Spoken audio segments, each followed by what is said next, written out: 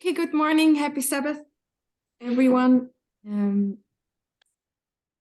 We want to look at or continue our study from last time. Last time we looked at the concept of male entitlement to power, and we used this book of 𝗂𝗽𝗏. So today we want to kind of continue there a little bit where we left off. But let's start with a word of prayer first.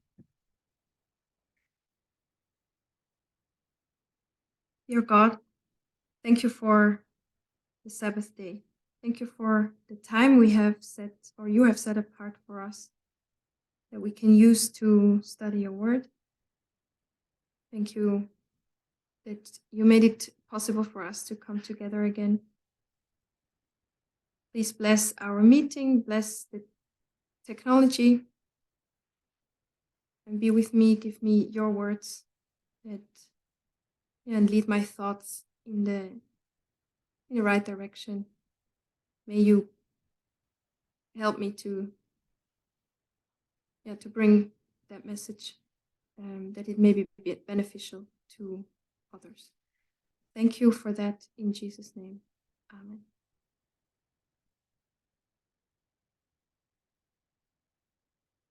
So last time we drew on some studies that 𝗂𝗽𝗏 mentions in her book entitled. We saw that even though we live in a time that has been shaped by 3 waves, there's some arguments about how many waves it already were. There already were. If there were 4 or 5 or 3 or 4 waves of feminism. But the fact is that there was some societal change in regards to women's rights. We live in a world where women can vote. They have the right to have property, which they didn't for a long time. And women apparently in our time, officially, they have the same rights and opportunities as men. But even though that's the case officially, they still face a lot of difficulty when they venture to step into male territory. So that's what we took from the studies we looked at last time, when we saw women who are doing jobs that are traditionally male-coded. They often make themselves unpopular. And there is something about women who are seeking powerful positions or positions of leadership, whether that's in a company or they want to become president, then our society continues to find that off-putting somehow. And that's because we are still living in a man's world, in a patriarchal society. Today, I want to shortly recap the studies that we looked at, the studies about James and Andrea from last time, and then go back into history. Because the social and cultural dynamics we see today when it comes to women in powerful positions, they didn't just turn up out of the blue, of course. And so we also want to have a look at history to find answers there. To find out where do these negative biases come from. And to do that, I'm going to draw on information from Women and Power by Mary Beard. It's a book that Elder Tess has recommended in one of her presentations, but I'll tell you more about that later. First, let's go back to our study for a moment about James and Andrea. Does anyone remember anything about the experiments that we looked at, or the outcome, any results, anything you remember? Yes. Yes, I remember. Yeah.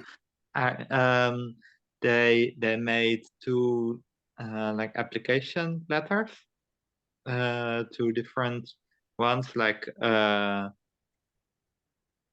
and they said that they showed it to people who had to select which applicant to employ, and they said like, okay, in one application letter they said this person is Andrea and the other one is John or James? James, yes.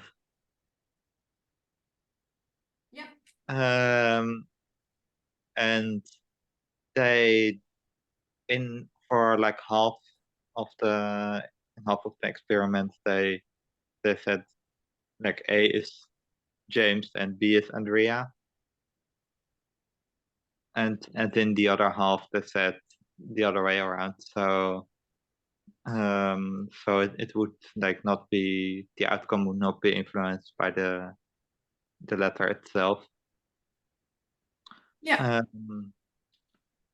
And yeah, then most of the people they selected James as the best candidate because they thought he is more competent, and when they noted at the letters like that, or they told the people, the participants, they told them like they are both equally competent, then they still select James because they thought that he is more sympathetic. And only after they thought them they are both equally competent and equally sympathetic, then they would select Andrea. Mm-hmm. Annabeth, was there anything you wanted to add to that? No, not I think Wouter said all of it. So yeah. Okay. So we had indeed two invented persons, James and Andrea, and the researchers they had a description for each of them. They called it an employee file. So it's not actually a file that you apply with. So it's not like a CV, but it's a record that companies keep of their employees, and they would write in there just a short summary of their successes, their achievements, and what they did at the company. So that's what the participants of the study got to read about them. And after the study, they received a questionnaire where they were to answer questions about, or they had to evaluate the two candidates, no, not candidates, the two persons on their competence and their likability. So which one do they find more competent and which one would they think is more likable? And so that was what Wouter already summarized for us. You had James and Andrea.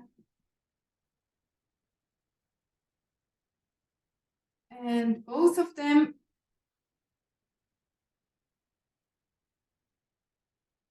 were evaluated on competence, who is more competent and who is more likable. Competence and likability.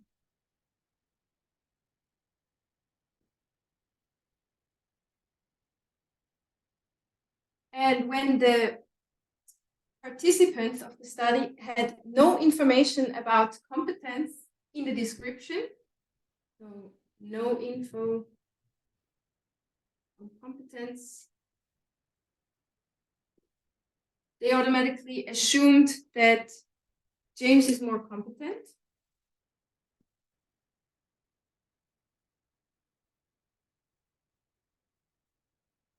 There was 86% thought that he is more competent. But they thought they are both equally likable.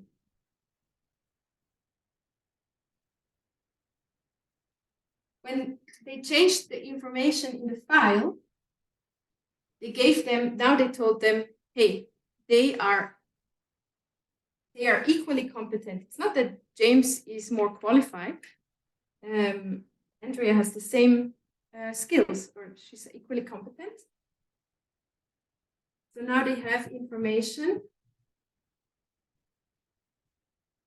about competence. That changed the way, that changed the likability of the two candidates, the two persons.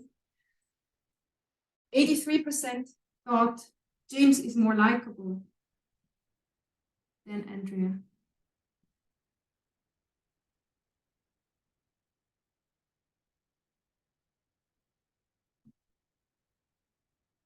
And they listed negative attributes for Andrea, like sneaky, pushy, selfish, aggressive, manipulative, untrustworthy.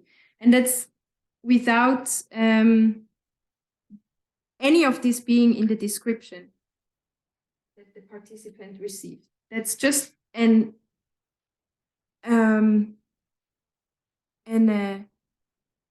inference they made. And interestingly, it didn't matter if the participants were male or female. The gender did not play a role. They both exhibited this negative bias against Andrea. Then, in a follow-up study, the researchers wanted to know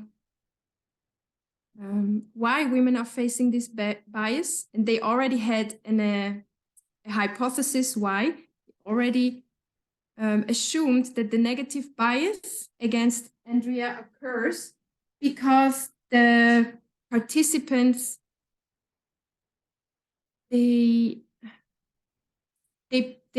people perceive a woman in such a position, in a male-coded position, as lacking communality. So, and we summarized communality as being kind, social, caring, sympathetic, understanding, having concern for others, so that Andrea would miss these characteristics because she has a male-coded leadership position. So now what they did is they tried to counteract this automatic inference. In the next experiment, first they didn't give them, so actually they just reproduced these results. They didn't give them information about communality.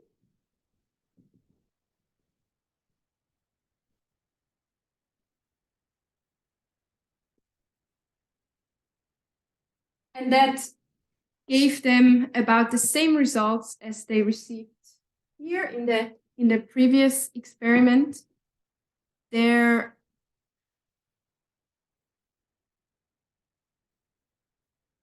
People liked James more than Andrea. 72% preferred him or thought he's more likable.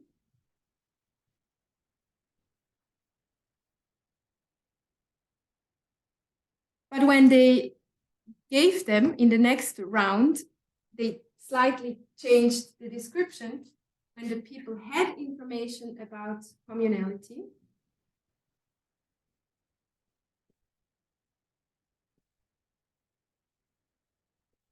Now they told them they both have a communal mindset.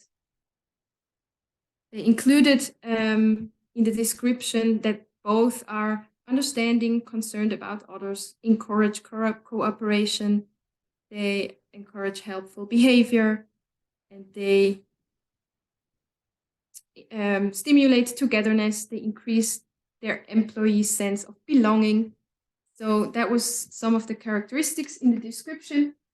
And then we see that the outcome of the experiment switches again.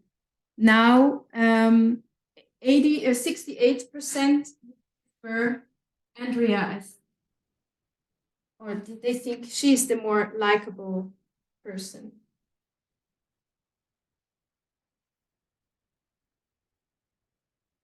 That is when they were told they have a communal mindset. But then, and I don't remember if we did that last time, there is another layer to this experiment. In their investigation, they undertook one more experiment. They worked with the same files, but this time they didn't tell the participants the persons have, or James and Andrea have, a communal mindset, which basically tells them that's how they are as a person. It's a natural or intrinsic characteristic of them. Now they take away that part, and instead they change the description to something like this. In her or his last year at Company X, James or Andrea worked for a supervisor who was known for placing high importance on employee relations. So they had a boss who found it very important to be communal. Or in recent years, Company X has updated their mission statement, placing greater importance on understanding the concerns of employees. As part of this company-wide initiative, James and Andrea showed exceptional communality, or something like this. That's so do you see what they did here? They told them, James and Andrea have a communal mindset, but then they say it's part of their character, they are like that, but then they take that away, they change the motivation for the communal behavior. They still tell them they demonstrated communal behavior, but the motivation behind that is different. Now there was, with the new descriptions, there was room to assume that the communal behavior was only demonstrated because it was expected from them. And what do you think was the result? Any guesses?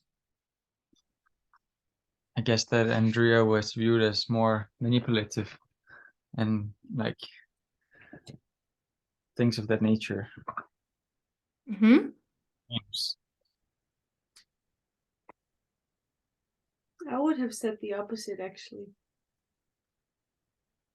But last time, I think that Andrea was viewed as being more manipulative, and Oh, yeah, that's true, but I that's why I'm think it's thinking it. just, I think it's more intrinsic to the nature of women Yeah, I know. to be seen as having communal traits. Like that's how they should be.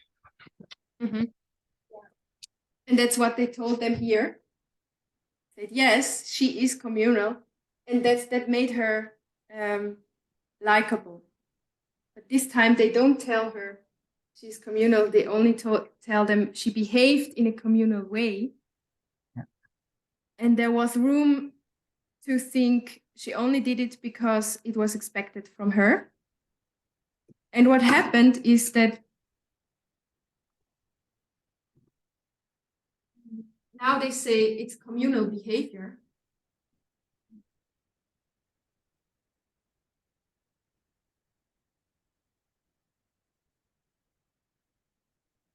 Now, 70%, it switches back to James.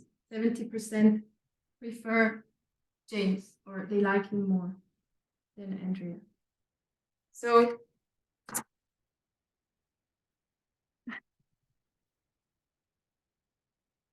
with the communal mindset, we saw, even though both were described as communal and having a communal mindset, it's not that they're equally likable then. It had a more positive effect for Andrea. She was rewarded for something people expected to see in her and wanted to see in her. But when the people were told she behaved in a communal way, but there was room to think it's just that she's fulfilling a task and she has to be communal, because that's part of a company-wide initiative, then that didn't work in her favor. So she wasn't rewarded for it anymore because she was just playing a role. So the important thing here to see is that women, communal behavior seems to count in a woman's favor only if it can be attributed to her character, like that they know this authentically belongs to her nature, and not only if she only acts as if she is communal or because she has to.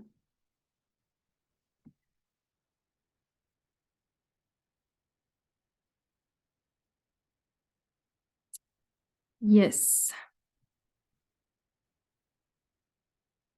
It's actually one of the accusations that many women, or among others, Hillary Clinton, received in the 2016 election campaign. Yeah, it was often the accusation is she's not authentic. She's not, yeah, she only acts this way because she has to. But maybe I'm going to come back to this later. Let's now continue with Women and Power. This is the book. It's written by Mary Beard. Mary Beard is an English scholar of ancient Greece and Rome. So she's an expert in ancient Greek and Roman literature, ranging from roughly 1,000 years before Christ to 600 years after Christ's birth. And she has been covered frequently in the media, and that's why she's known for sometimes controversial public statements. And it led her to being described as Britain's best-known classicist. So someone who is an expert in ancient Greek and Roman studies. And her book has also been called a feminist classic by other sources like The Observer. So in Women and Power, Mary Beard says that women in the West, they have a lot to celebrate when it comes to victories for women's rights, victories of the waves of feminism. But she also says that there are still mechanisms in society that silence women today, and that these are deeply embedded in Western culture.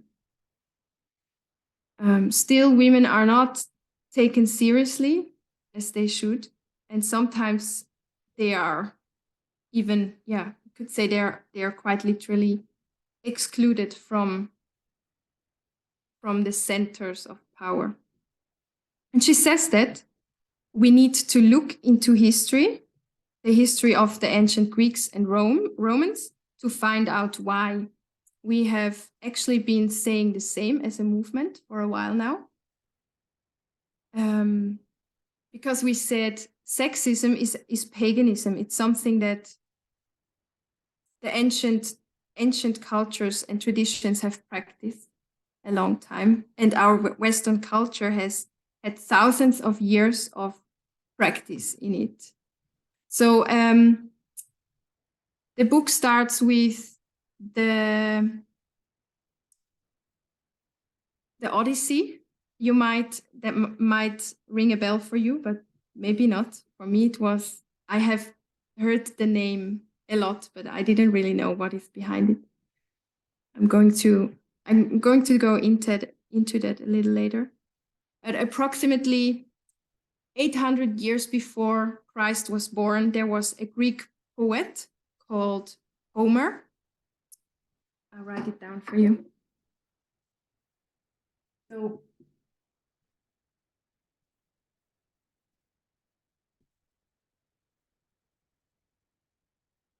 and his work is called Odyssey.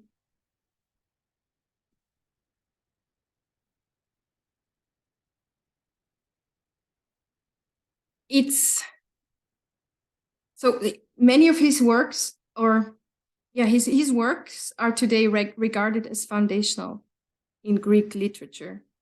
And one of them was Odyssey. That's the story of a Greek king, the Greek king Odysseus.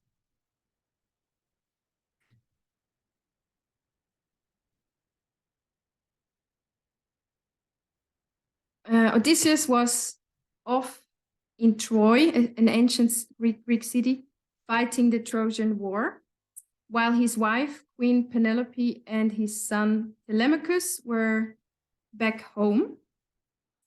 So he was in that war that lasted 10 years. And after the war had ended, he went on the journey home, but it took him another 10 years to actually get home.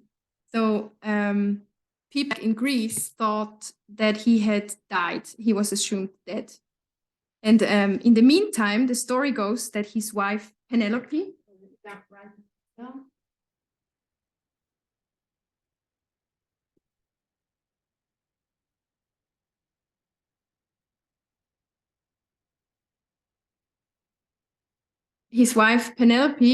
and his son Telemachus had to fight off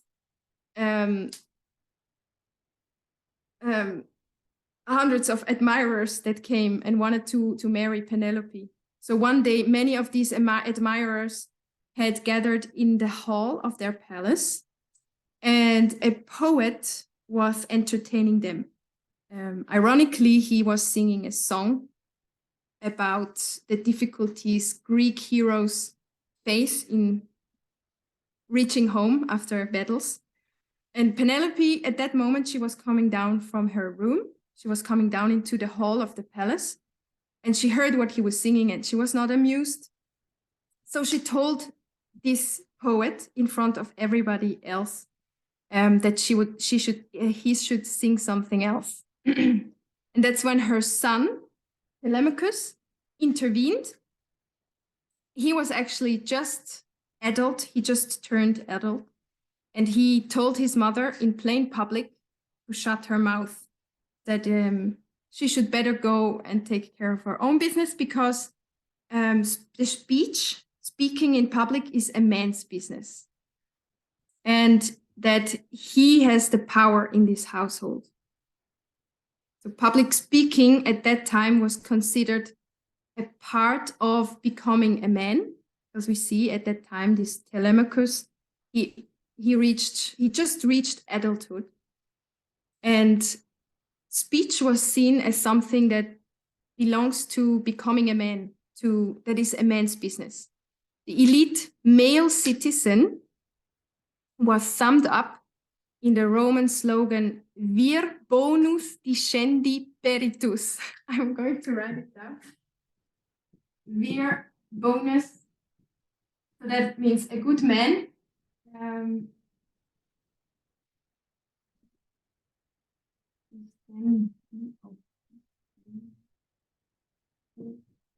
Peritus. That means a good man skilled in speaking.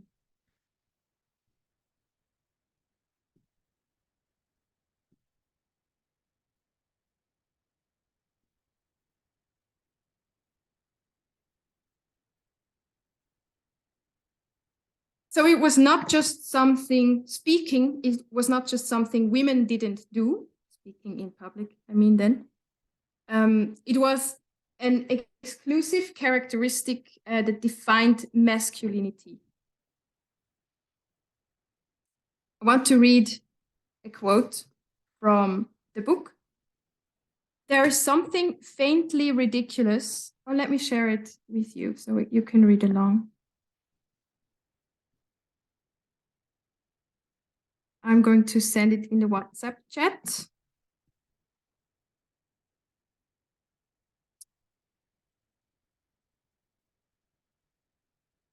Do you have it? Yes, thank you. There is something faintly ridiculous about this wet behind the ears lad shutting up the savvy, middle-aged Penelope. But it's a nice demonstration that right where written evidence for Western culture starts, women's voices are not being heard in the public sphere.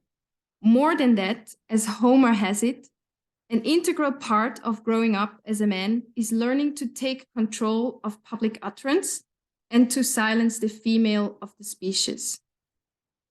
So importantly here, she says, this work of Homer, it marks the beginning of written evidence for Western culture. So where these records start, we see how women are treated in public, or they're actually not in public. They're not meant to be speaking in public. And that it belongs to a man's growing up, that he takes control of public speech, and also that he takes responsibility to silence the female voices. Okay, so for those of you who might not know Homer or Odyssey, including myself, I didn't really know much about it, but you might think, oh, what an old story, and who would even bother about it? I want to read something to you from Wikipedia. The Odyssey is regarded as one of the most significant works of the Western canon. Let me post that again. The Western canon, is mentioned here. The Western canon is the body of high culture literature, music, philosophy, and works of art that are highly valued in the West. Works that have achieved the status of classics. The first English translation of the Odyssey was in the 16th century, and adaptations and reimaginings continue to be produced across a wide variety of media. In 2018, when BBC Culture polled experts about around the world to find literature's most enduring narrative, the Odyssey topped the list. So that says a lot about the significance of this work, of these pieces, and the impact they still have in our culture today, how they have shaped our culture. But back to the book. Mary Beard goes on to show us that not only the speaking itself was a problem, so not only when women had the audacity to speak in public, and not only that was a problem, but also how they speak. So they were then criticized in various ways about how they speak. Roman orators, so public speakers, believed that the low-pitched voice of a man, the male voice, was a symbol for courage, whereas the high-pitched voice of women expressed cowardice. So, yeah, that says a lot. Other classical writers insisted that the tone of women's speech always threatened to subvert not just the voice of the male orator, but also the social and political stability, the health of the whole state.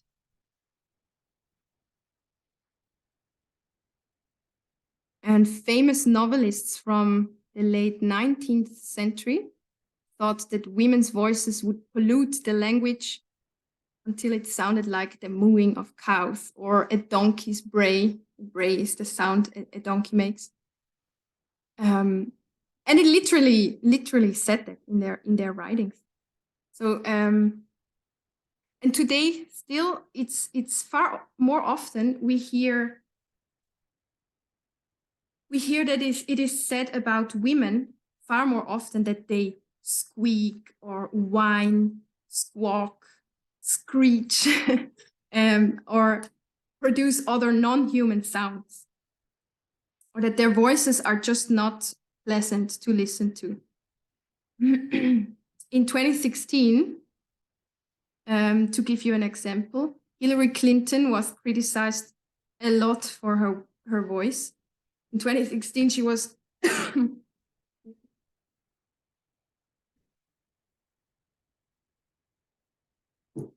she was competing for the presidential nomination for the US presidential election in 2016 against, there was a battle between, or one of her competitors was Bernie Sanders.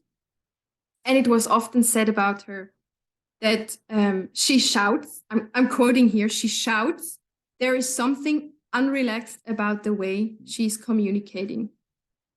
Political observers have called her voice loud, flat, harassing to the ear. They have said she has a decidedly grating pitch and punishing tone, and called her shrill. And that's next to her competitor, Bernie Sanders, who is known for often shouting in his speeches, but he didn't receive that criticism. It was an instrument, or it was only leveled against Hillary Clinton. Another example was Jacinda Ardern, former New Zealand Prime Minister. She stepped down this week. After the terrorist attacks in Christchurch, she held an impressive speech. She was actually very much praised for that speech because it was showing a lot of empathy to the families that of the victims that died in this terrorist attack. In this speech, she promised not to say the name of the perpetrator, the terrorist. And after that, there was a tweet by an Australian TV presenter that read, "Thank heavens, New Zealand Prime Minister said she will never mention the name of the terrorist. How grating is her accent?" So here you see they criticize the voice or the accent of women to distract from their message. Actually, by focusing on these superficial things, the message that is, or the content that is actually behind what women are saying is totally lost. And that's an old trick that was used to avoid having to listen to women. So the female voices served as a tool to criticize women that speak in public, and as a consequence, exclude them from public speaking and powerful positions. Only because the male voice was the template for public speaking, and the female voice was regarded as an aberration from that. So you had the standard male voice, and the female voice, it's just an aberration from that.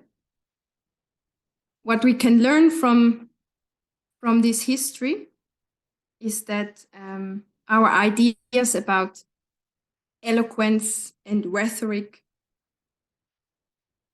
are still rooted in this classical tradition, and it's anything but women-friendly. And that's the reason why we still have that, we still haven't learned to let that go. I'm actually reading another quote to you that sums that up nicely.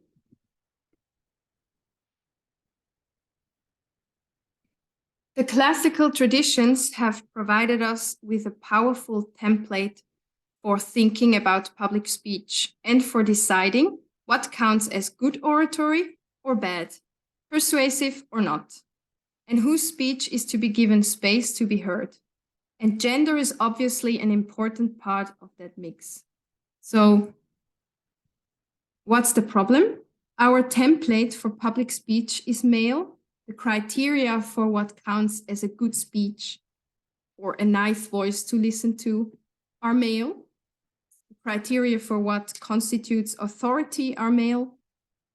And that makes it extraordinarily hard for women to be heard, even today, after so much effort by feminism, by the 3 waves of feminism that we have already experienced. I'm inclined to say, even today, post-feminism, but of course, it's not to say we have reached our goal. It's to say there was already so much, as Mary Beard also says in the beginning, so much has happened for women. So much has changed and improved the situation for women. And still, women have a lot to celebrate, exactly. Women have a lot to celebrate, and still there are these mechanisms that silence women even today. So what we still have to learn as a society is that authority is not something that is inborn. It's not something men are born with, but it's cultural. It's something that people grant to others or deny others. It's granting or denying each other. It's not that women's voices cannot be authoritative. The problem is that we stick to this male template and we haven't learned to broaden the perception of authority. We don't assign the same weight to a woman's voice. Okay. What time is it?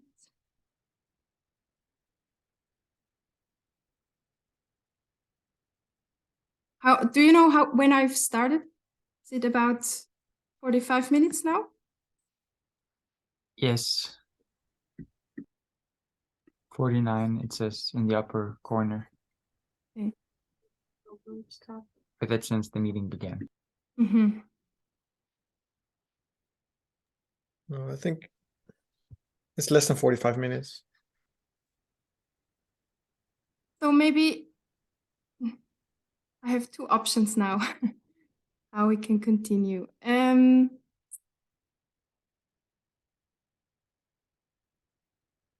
Do you have any questions up to here?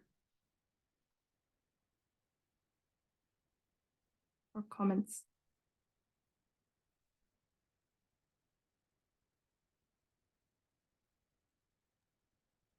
Not really. Okay. Wouter? No. Oh, it's clear. Okay. So that was my input for the entitlement to power. As I said last time, in her book, 𝗂𝗃𝗏 mentions several of these entitlements. And the entitlement to power is one of the privileges our society grants to men, so that men are historically, traditionally, the ones who are fit for positions of power, and how we still see that today. But she also discusses a lot of other entitlements that we could go and look into now. Yeah, I'm not really sure what I should do.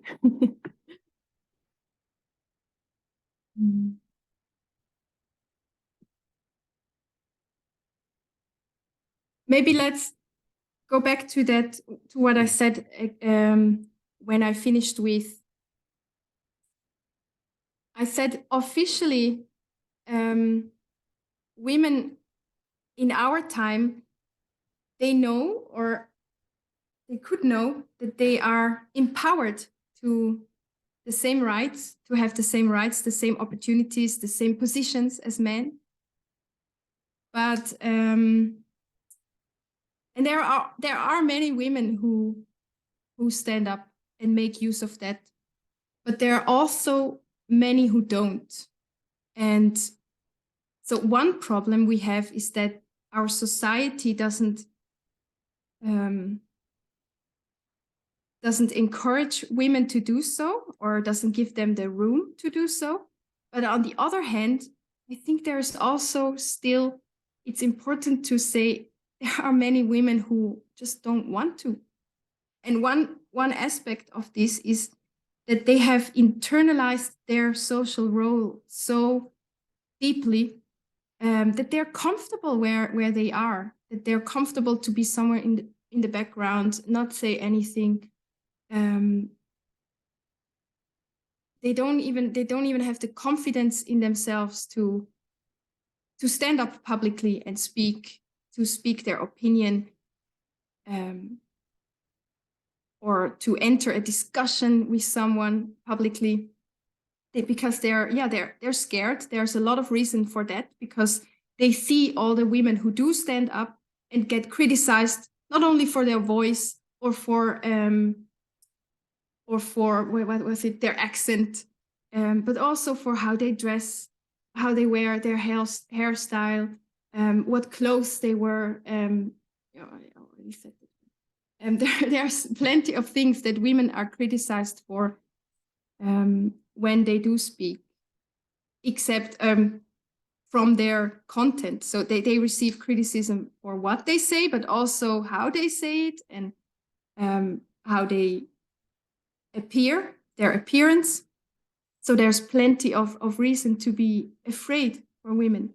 But also they feel incompetent. Many women just feel incompetent, or they think they don't actually have anything valuable to share. Intellectually, they might know that they're empowered, and they could do that if they wanted, but they don't want to. And so there are forces that hold women in their place that are bigger than just the intellectual freedom that they need to do something like that.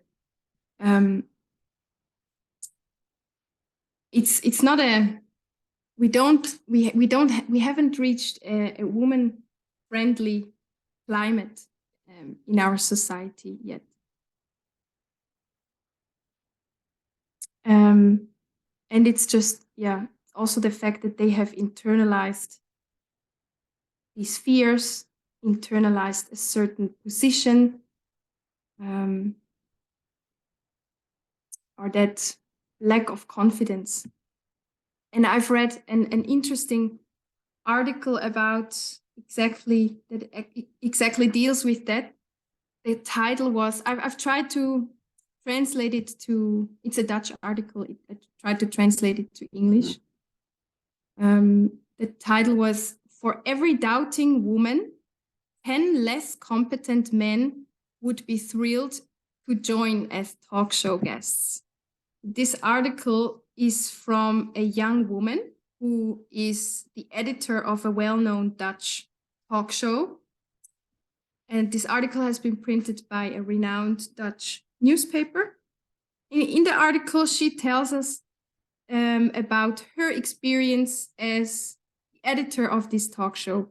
So she's the one who gets to choose who they're going to invite for the next discussion round that is broadcasted on TV.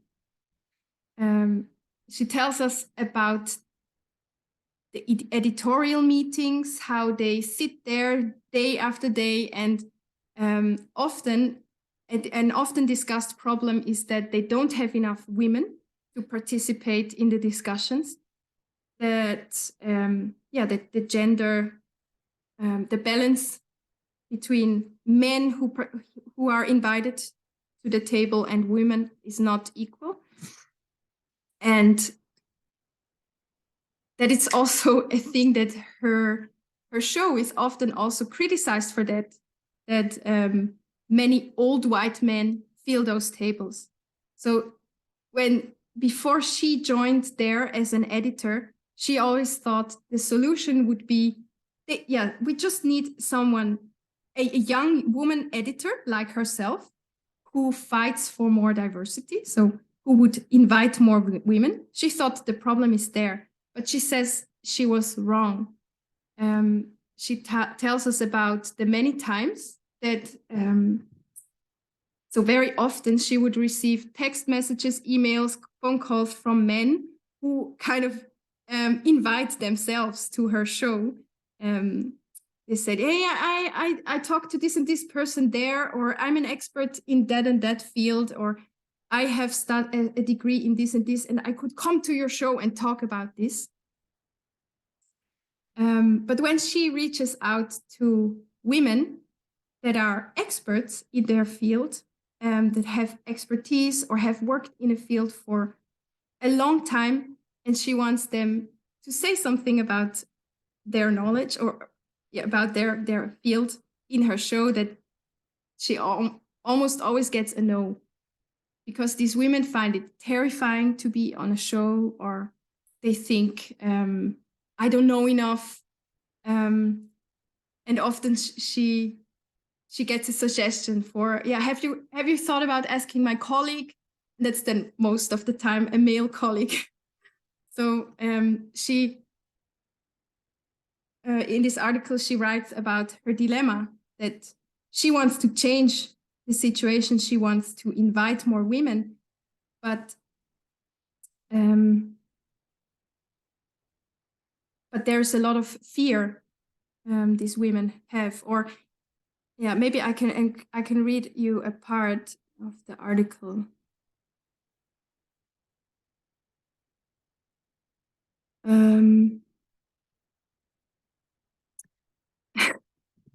Americanists, magicians, doctors, lawyers.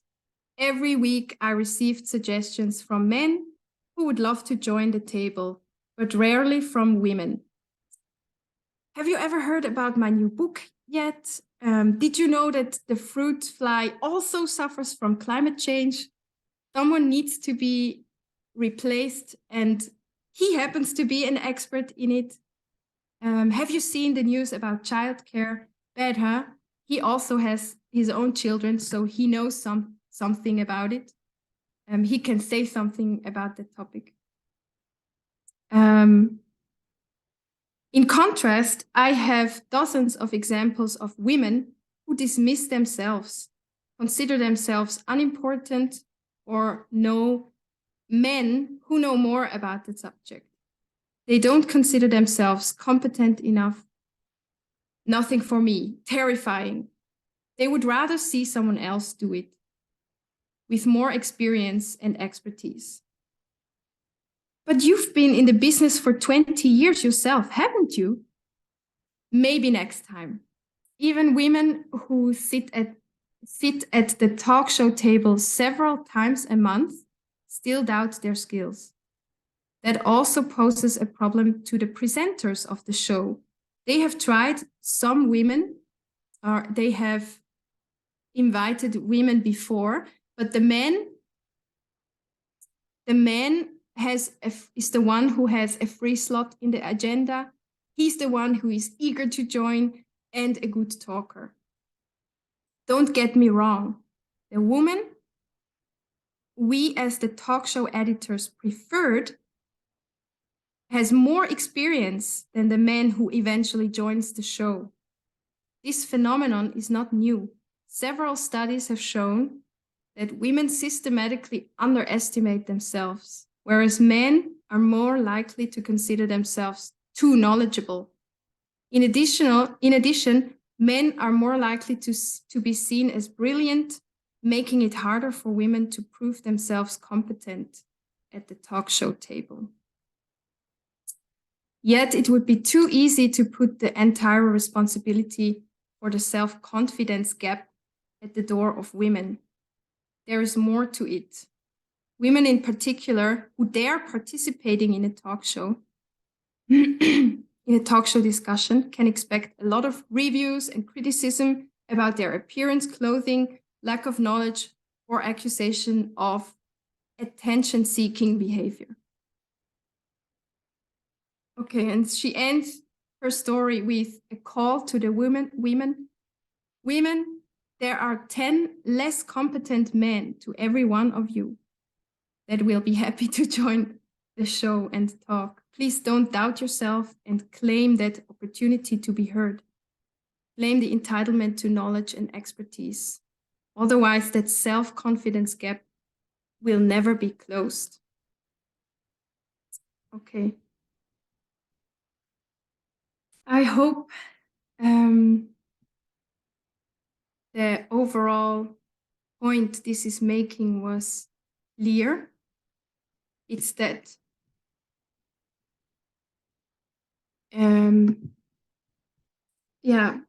as we have seen in the history, that Mary Beard maps public speaking, leadership positions, powerful positions have been historically assigned to men, and that's what men have been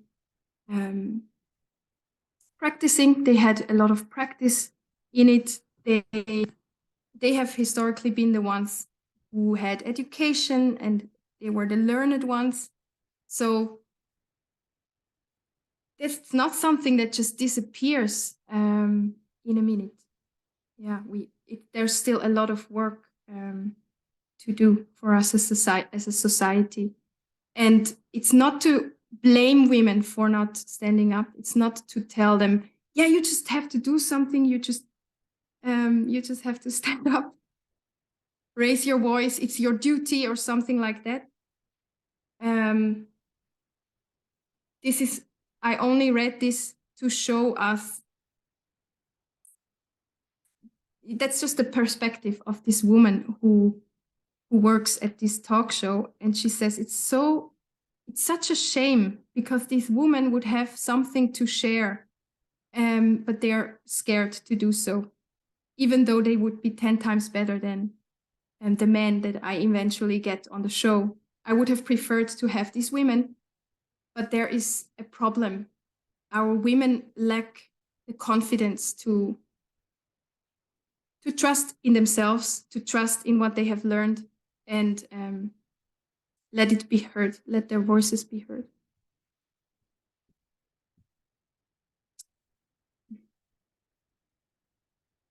So that actually already goes a bit into the entitlement to knowledge that Kate Mann also describes in her book. But maybe we can leave it here for today, and who knows, we might get the opportunity to go into the other entitlements some other time. I would say we close with a word of prayer, and then we can discuss whatever needs to be discussed.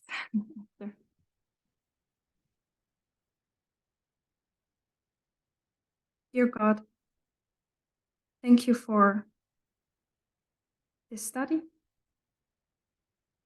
Thank you for the information you have given us to learn about our past, so that we can understand our present, and that we can imagine a future that would be better than our past and present, that would be closer to the